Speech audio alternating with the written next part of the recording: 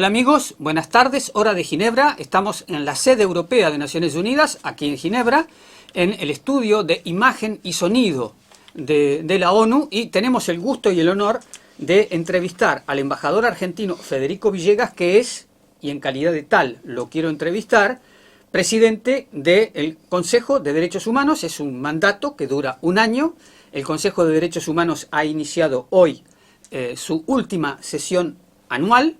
Son 4 semanas en marzo, 3 en junio y 3 en septiembre, pero evidentemente se ha agregado una cuarta semana, porque, bueno, forma parte de las preguntas, digamos que los problemas de derechos humanos siguen acumulándose y creciendo, y entonces el Consejo que quiere tratarlos tiene que modificar su agenda. Embajador, buenas tardes. Buenas tardes Juan, un placer estar aquí con ustedes. Bien, hoy ha comenzado ya el Consejo. Se ve que países que arrastran serios problemas de derechos humanos ya comienzan a ser objeto de informes, debates. Myanmar, Sri Lanka, estamos a un año de la toma del poder de los talibanes en Afganistán, y ha sido ya esta mañana objeto de un debate. Etiopía, Siria y Burundi, y además tenemos 2 países de nuestra región que han merecido mecanismos de control sobre violaciones de los derechos humanos, que son los casos de Nicaragua y Venezuela.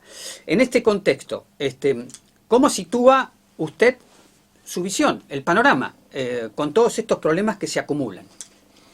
Bueno, claramente el Consejo ha ido incrementando su trabajo porque los desafíos de derechos humanos son muy grandes, abarcan toda la humanidad. No hay ningún país que esté exento de tener desafíos en derechos humanos, pero claramente el Consejo aborda esos desafíos de distinta manera.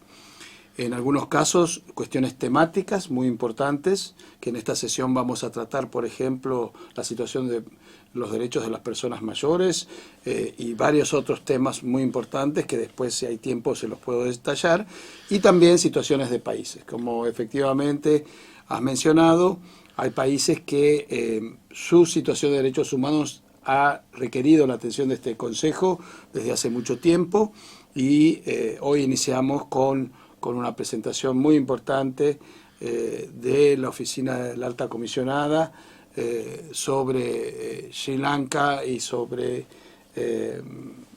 por supuesto, Myanmar al comienzo, y ha hecho un informe general sobre muchos otros países. Por lo tanto, el diálogo interactivo con Myanmar es una situación que preocupa a nuestro Consejo. Desde el inicio tenemos varias instancias para abordar esta situación, que se ha agravado claramente con la ruptura del Estado de Derecho. Bien, sobre las cuestiones temáticas, ha llamado bastante la atención la envergadura que está adquiriendo el cambio climático. El secretario general visitó Pakistán, donde hay inundaciones, y dijo que era una carnicería ecológica. O sea, ¿qué hace falta más para que el Consejo ponga un acento sobre eso? ¿Las cosas que se están haciendo son suficientes? ¿Cómo es la visión que usted tiene del problema del cambio climático como un derecho humano de todas las personas que viven en el globo terráqueo? Lo que está sucediendo es que estamos realizando una evolución conceptual sobre los temas ambientales. Durante 2 décadas hemos discutido los temas de medio ambiente desde la óptica ambiental, o desde la óptica social, o desde la óptica económica. Lo que ha sucedido es que ahora hemos incorporado la perspectiva de derechos humanos en el eje del tratamiento del tema, tanto de la protección del medio ambiente como del cambio climático. Por eso es que el año pasado este Consejo, que es el principal foro mundial para el desarrollo progresivo de los derechos humanos y de nuevos estándares, adoptó la decisión de considerar el derecho a un medio ambiente limpio, sano y sostenible como un derecho humano. Y eso fue adoptado ahora por la Asamblea General. Por lo tanto, creo que estamos siendo testigos al principio del desarrollo progresivo de una nueva forma de abordar los temas ambientales con una perspectiva de derechos humanos, y es aquí en Ginebra donde hemos iniciado ese camino. ¿Sabes qué significa ser dueño? Es ser propietario de tu vida, de tus aspiraciones, de tus proyectos, de tu futuro. Es ser administrador de la más cariñosa empresa, tu familia. Ser dueño es superarse y hacer que otros se superen. Es abrir una puerta con mucha ilusión y en ese camino asociarse con otros dueños para cooperar y crecer juntos y demostrarte a ti mismo que tienes el valor de ser dueño. Por eso en la red de cooperativas Fedecases creemos en asociarnos con dueños de sus vidas como tú, ofreciéndote un sistema financiero ético que respeta tus derechos y participación con transparencia para ofrecerte créditos, ahorros, tarjetas de crédito y débito, remesas familiares, pagos de servicios y seguros, diseñados para sacar adelante tus proyectos y tus anhelos. Asóciate con nosotros y sigamos juntos el camino, porque ser dueño es lo tuyo. Red de Cooperativas Fedecases. Bueno, usando las fechas, hablamos de un año de la llegada de los talibanes en Afganistán. Ahora hace 6 meses que existe la guerra en Ucrania y va a haber 2 ocasiones en este Consejo para abordar el tema. Se nombró una comisión investigadora, esa comisión está trabajando y va a presentar un informe. Por tanto, la guerra en Ucrania no puede desaparecer de la agenda de este Consejo como una problemática también de derechos humanos. Claramente, esta presidencia ha estado marcado este año por 3 eventos transformadores mundiales. Uno, claramente, la pandemia y sus efectos. La guerra en Ucrania, en el corazón de Europa, con todos sus efectos, no solo frente a la muerte y a las víctimas inocentes, sino también el efecto multiplicador en la economía y en cómo ha afectado el derecho de los más vulnerables a nivel global. Y luego, por supuesto, el tema del cambio climático. Así que va a seguir signada esta sesión por el tema de Ucrania y lo vamos a seguir abordando. Es un tema muy importante y la comisión de verificación es una comisión histórica. Recuerdo que es la primera vez que se crea una comisión de verificación de esta naturaleza sobre un miembro permanente del Consejo de Seguridad, y fue este Consejo que actuó a los 4 días de la invasión de Rusia a Ucrania, cuando el Consejo de Seguridad se había paralizado y no había tomado ninguna acción. Fue aquí en Ginebra, en este Consejo, que se adoptó un debate urgente y se adoptó este mecanismo. Así que sí, vamos a recibir el informe. He estado en permanente comunicación con los comisionados. Bien, bueno, en la guerra de Ucrania el actor principal como agresor, según como ha sido definido aquí mismo en el Consejo, es Rusia. Se dice de que Rusia podría merecer la nominación de un relator especial que se ocupe de las violaciones de derechos humanos, tanto dentro de Rusia como la acción de Rusia en Ucrania. ¿Usted se pronuncia sobre estos debates o espera que en la sala se vayan decantando las posiciones? Claramente, el Consejo de Derechos Humanos es un órgano intergubernamental cuyo trabajo lo lleva adelante los propios estados. Los estados son los que tienen distintas herramientas para abordar distintas situaciones de derechos humanos. Todas esas herramientas institucionales están disponibles y cada una tiene sus determinados requisitos. Algunos requieren un número particular de cantidad de países para solicitar habilitar un mecanismo, una resolución, un debate urgente, una sesión especial.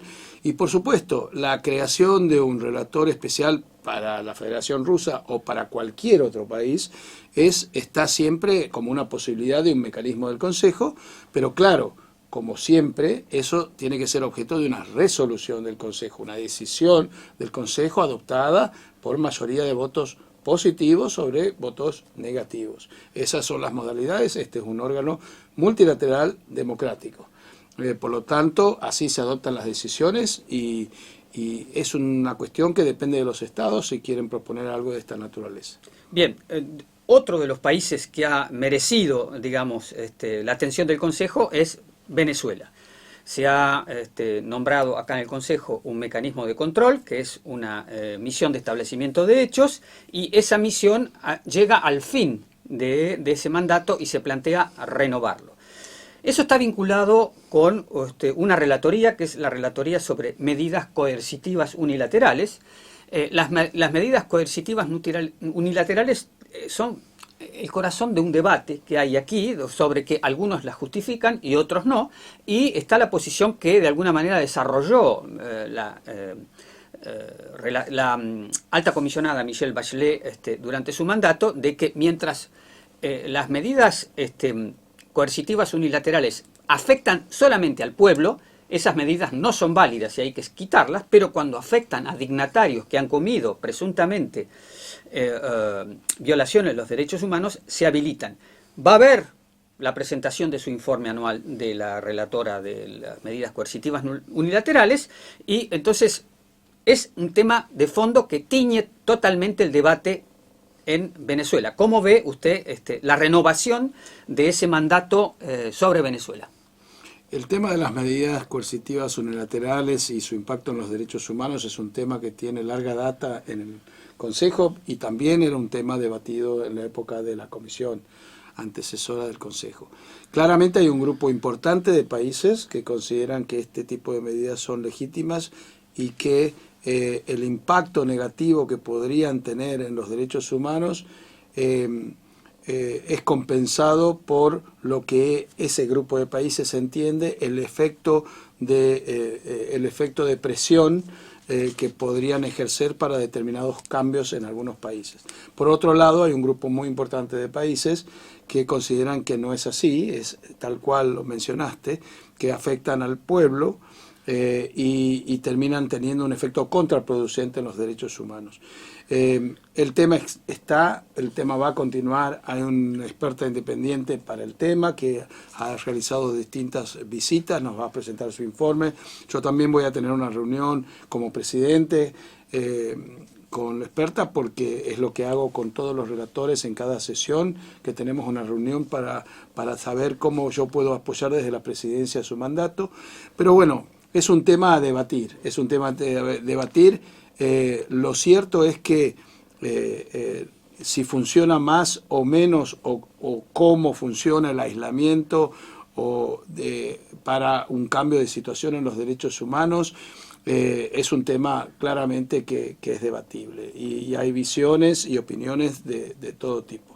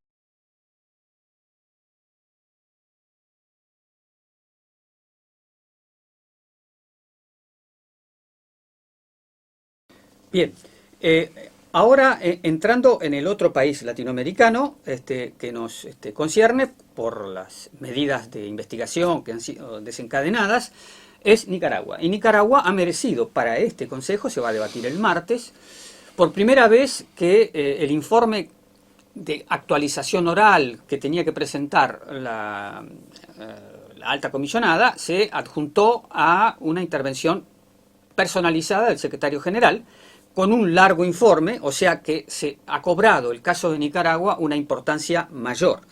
Pero Nicaragua, digamos, mantiene un aislamiento total, es impermeable a todas las sugerencias del Consejo de Derechos Humanos, y entonces, bueno, le tengo que preguntar, ¿cómo ve la situación de Nicaragua en este contexto? Bueno, claramente mi forma de aproximarme a la situación de derechos humanos de Nicaragua o de cualquier otro país es observar cuál es la información que surge del propio Sistema Universal de Derechos Humanos, de este Consejo, sobre ese país. y claramente la información que surge es preocupante, sea de parte de los informes de la alta comisionada, sea de parte del informe del secretario general y de distintos relatores y mecanismos. Por lo tanto, a mí me preocupa, sobre todo me preocupa que haya un país, y más aún de la región latinoamericana, que no quiera cooperar sistemáticamente con los mecanismos de este Consejo. Y creo que eso es algo que debemos siempre tratar de superar, esta falta de cooperación, porque hay que entender que los mecanismos del Consejo son mecanismos que siempre van a ser complementarios a los esfuerzos que debe hacer el Estado, porque hay que recordar siempre que la principal responsabilidad de proteger y promover los derechos humanos es de los Estados en cada país. El sistema universal, sea a través del Consejo de Relatores o de la Oficina del Alto Comisionado, lo que hace es asistir y complementar esa responsabilidad principal. Y nosotros observamos que no vemos del lado, como Consejo, no vemos del lado de Nicaragua esa voluntad de cooperar con los mecanismos del Consejo. Esperemos que eso pueda suceder.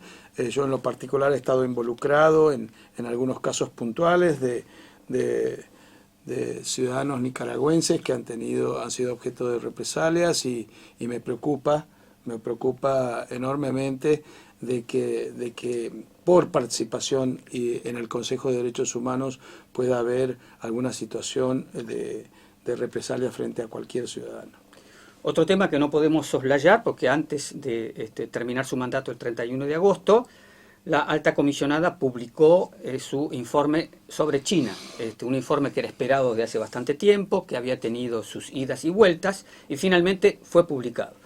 Digo que no lo podemos soslayar porque en este Consejo va a haber, primero, un informe del relator de formas contemporáneas de racismo, donde hay párrafos muy concretos sobre trabajo forzado y reducción a servidumbre en China, concretamente, y va a haber muchas intervenciones de organizaciones no gubernamentales, al margen de que 40 relatores especiales han alertado sobre la situación de esta minoría uigur que es marginada y castigada por el gobierno chino. Entonces, hay un debate.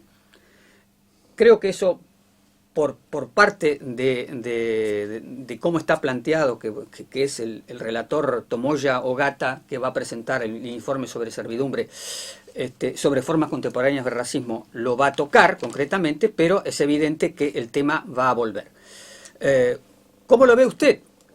Porque no hay que pensar de que acá hay un ensañamiento contra China, concretamente. China, como cualquier otro país, puede tener problemas de los derechos humanos porque todos los países tienen problemas de derechos humanos. China ha dicho que este es un informe que solamente se basa en 50 casos. A los periodistas les reprochan de que no han ido a Xinjiang para verificar, como si nosotros podemos tomarnos un avión e ir a Xinjiang. En fin, los 40 relatores se han pronunciado ya 3 veces, los 40, sobre esto, pero la situación permanece bloqueada. O sea, ¿cómo ve usted para que esto se transforme en un problema normal de un país normal que tiene problemas normales? Bueno, en primer lugar, desde el punto de vista procedimental, lo que hay, repito lo mismo que la pregunta sobre Rusia, hay distintas herramientas que los estados pueden decidir utilizar para abordar la situación de derechos humanos en cualquier país. En este caso en particular, la situación de Xinjiang ha sido objeto de un informe de la alta comisionada.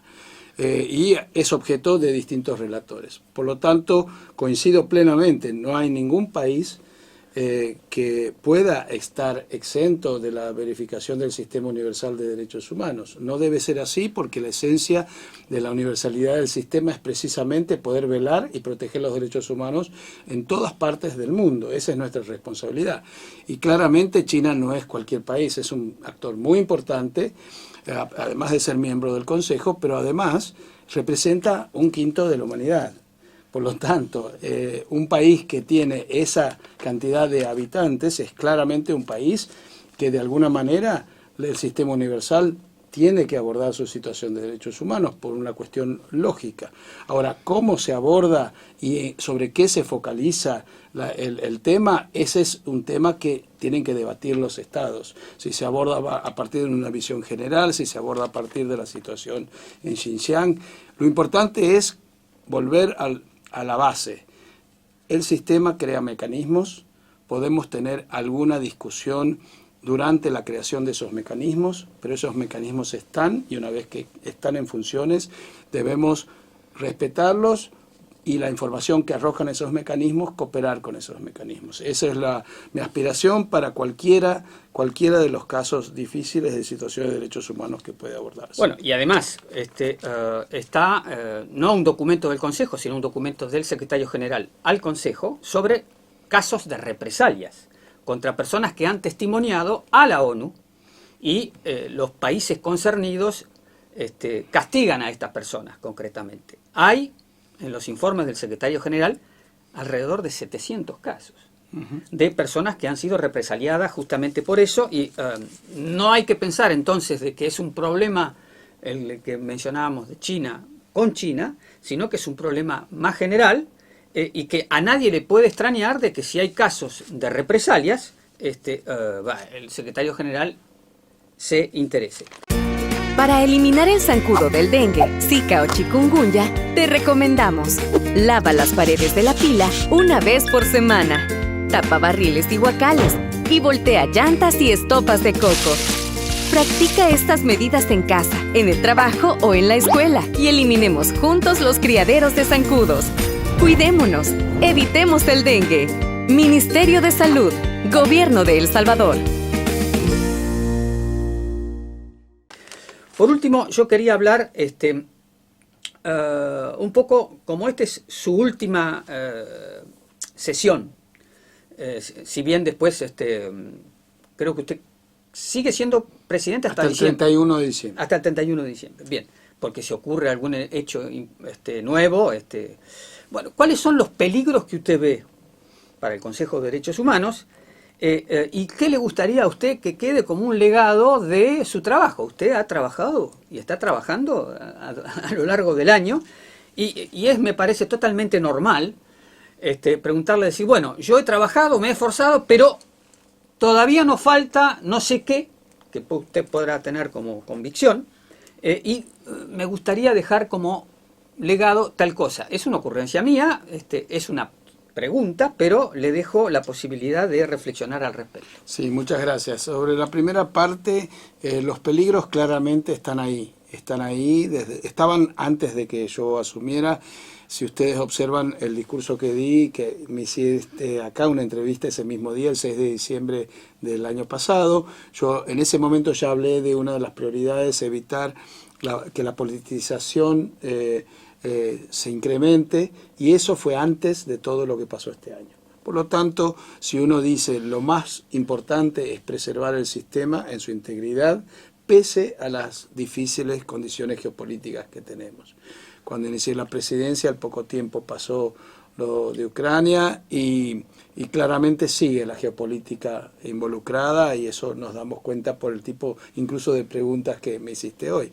Por lo tanto, eso para mí, mi prioridad es, yo soy el capitán de un bote del Consejo, y yo lo que he querido es tratar de tener este año, y voy a seguir haciéndolo hasta el final, tener el bote a flote, funcionando plenamente, abordando las situaciones de derechos humanos más importantes a nivel internacional, manteniendo el diálogo, la cooperación y sobre todo el respeto a los mecanismos del Consejo. Y así fue que lo que quiero es seguir con el bote a flote, funcionando y navegando para el desarrollo progresivo del tema.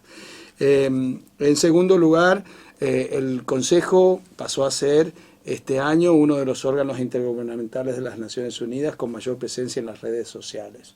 Eso es un hecho, y eso para nosotros es una responsabilidad colectiva, porque eso significa que gente de todo el mundo nos sigue y se identifica con el trabajo que hacemos, porque tocamos de una manera directa o indirecta la vida de todas las personas y sus derechos. Por lo tanto, también uno de mis legados que me gustaría es fortalecer esa imagen y esa presencia del Consejo de Derechos Humanos como un órgano intergubernamental que se ocupa de la gente. Y creo que sería muy bueno que continuara incrementándose esa presencia. En segundo lugar, voy a tratar de consultar con delegaciones la posibilidad de tener una decisión para fortalecer los trabajos del Consejo este año. Vamos a comenzar las consultas, claramente por una cuestión de la necesidad de tener mayor flexibilidad en la forma de organizarnos, de organizar nuestros trabajos. Quiero recordar que nosotros somos uno de los 3 pilares de la organización. El Consejo de Derechos Humanos representa uno de los 3 pilares. Paz y seguridad, desarrollo y derechos humanos son los 3 pilares. Sin perjuicio de eso, a pesar de que derechos humanos es esencial para la paz y seguridad y para el desarrollo, en realidad el Consejo de Derechos Humanos es uno de los 153 órganos subsidiarios de la Asamblea General. Repito, la Asamblea General tiene 153 órganos subsidiarios. Uno de esos 153 es el Consejo de Derechos Humanos. Pero tenemos como trabajo representar uno de los 3 pilares de la organización y abordar la situación de derechos humanos de 7.000 millones de personas. Por lo tanto, esa responsabilidad tiene que venir con un fortalecimiento institucional, con algunas ideas que tenemos y que hemos estado conversando, y ojalá pueda dejar ese legado, y también algunas otras ideas que son más puntuales, pero puedo adelantarlas. Vamos a hacer una sesión histórica ahora, por primera vez, Traiga a su niño al Consejo de Derechos Humanos el 28 de septiembre, una sesión donde van a venir niños de 0 a 18 años, se van a sentar en el Consejo y van a poder interactuar y actuar como si fueran estados y ejercer su libertad de expresión y abordar un tema.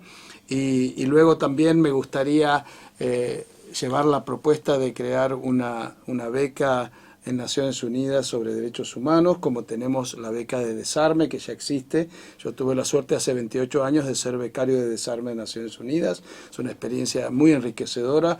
Es la formación de una masa crítica mundial de diplomáticos expertos en derechos humanos que genera relaciones y trabajo conjunto de por vida. Y me gustaría también que se considerara la posibilidad de tener una beca de esa naturaleza. Y después, finalmente, otra propuesta que voy a dejar es que se comience a hacer un modelo de Consejo de Derechos Humanos en todas las escuelas en el mundo. Que los países, así como están acostumbrados en la escuela primaria y secundaria a hacer la asamblea modelo de Naciones Unidas, donde distintos niños se involucran en negociaciones como si fueran países y lleva el sistema de Naciones Unidas a la escuela primaria y secundaria, también lo hace la UNESCO, el modelo UNESCO en cada país. Me gustaría tal vez que quedara registrado este año esa posibilidad de que en nuestros países los niños secundaria y primaria y también universidad puedan hacer reuniones modelo del Consejo de Derechos Humanos. 2 elementos más antes de terminar. Me gustaría escucharlo con sus palabras. Yo tengo mi versión de cómo yo percibo las cosas, pero lo más importante es que lo diga el presidente. Es decir, muchos hablan de la politización del Consejo. La politización del Consejo, yo lo que sería es que hay un trato discriminatorio. Es decir, se puede tratar o investigar a ciertos países y a otros no. ¿Cuál es el riesgo de la politización? ¿Qué es lo que no hay que hacer para que el Consejo se arruine? La politización está y va a seguir estando, porque los temas de derechos humanos son temas de derecho, pero son temas también de la agenda política interna de cada país y de la agenda internacional, como resulta obvio. Pero una cosa es la politización, que puede ser administrada inteligentemente de manera colectiva para no dañar el sistema y que el sistema siga funcionando, y otra cosa es pasar a un estadio siguiente, que es el grave, que es la polarización. La polarización es la politización llevada a la forma de abordar cualquier tema en función de quién lo presenta. Eso es polarización.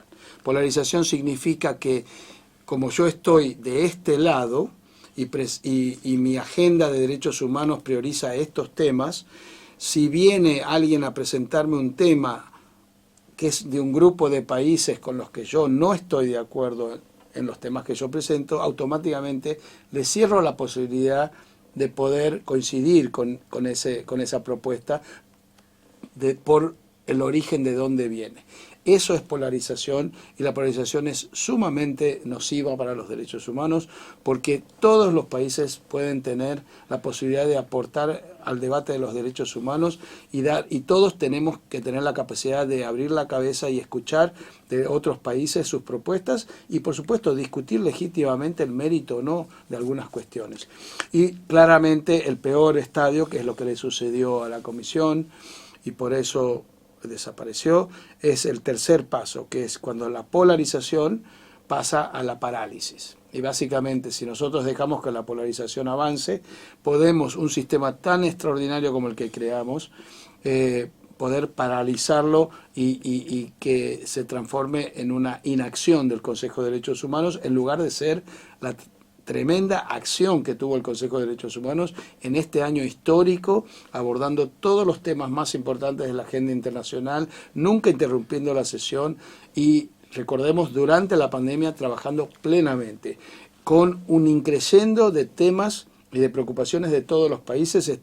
En esta sesión estamos con un promedio de 45 resoluciones, casi el doble de las normales, que se están abordando de manera informal para presentarse. Eso significa que seguimos siendo un órgano que la comunidad internacional respeta y espera que nos pronunciemos. Por eso hay que cuidarlo, no hay que dejar que la polarización se instale y mucho menos que se transforme en una parálisis.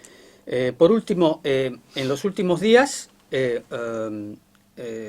se supo públicamente de que un diplomático de origen austríaco, Volker Türk, ha sido nombrado como la persona que va a reemplazar a Michelle Bachelet como alta comisionada. Entre los varios nombres que se mencionaron en la supuesta carrera que podría haber existido para ese puesto, se citaba el suyo también. Entonces, ¿cómo acoge usted esta decisión de la Asamblea General, que es la que tiene que, a propuesta del secretario general, nombrar la nominación del señor Volker Türk para reemplazar a la alta comisionada? Bueno, como lo dije hoy al inicio de la sesión, estamos muy contentos de la designación de Volker Türk. Estoy muy contento como presidente del Consejo, que al poco tiempo de que haya finalizado en funciones la antecesora, Michelle Bachelet, ya esté nombrado el alto comisionado, a quien conozco cuando estuve en Nueva York, cuando fui después de la primera sesión a Nueva York. Una de las primeras reuniones que tuve fue con él y tuvimos una muy interesante conversación sobre el pilar de derechos humanos de Naciones Unidas, así que seguramente, siendo una persona con larga trayectoria en distintos sombreros en la burocracia del sistema de Naciones Unidas, seguramente va a desembarcar en Ginebra con total facilidad, y claro que va a contar con el apoyo mío, personal, como presidente del Consejo, y luego a partir del 1 de enero como embajador de la Argentina. Y por eso hoy públicamente celebré la designación y la propuesta de la Asamblea General, del secretario de la Asamblea. Bueno, entonces tenemos que esperar al año que viene para preguntarle qué iniciativas va a tomar Argentina en el plano de derechos humanos, porque usted se mantiene en esta posición de presidente de todos. Sí, pero igual es muy fácil si observan la participación de la delegación argentina, liderando, por ejemplo, en el mes de junio con Chile y México, resoluciones muy importantes sobre derechos de la mujer, sobre orientación sexual. También en esta sesión va a haber varias iniciativas lideradas por Argentina. En definitiva, yo este año me aparté de la delegación argentina en el día a día, pero claramente estoy aquí como presidente por el país que represento, con una historia muy importante en materia de derechos humanos, que se demuestra con la activa, sustantiva participación de la delegación argentina. Federico Villegas, muchas gracias. Desde Ginebra les transmitió Juan Gasparini.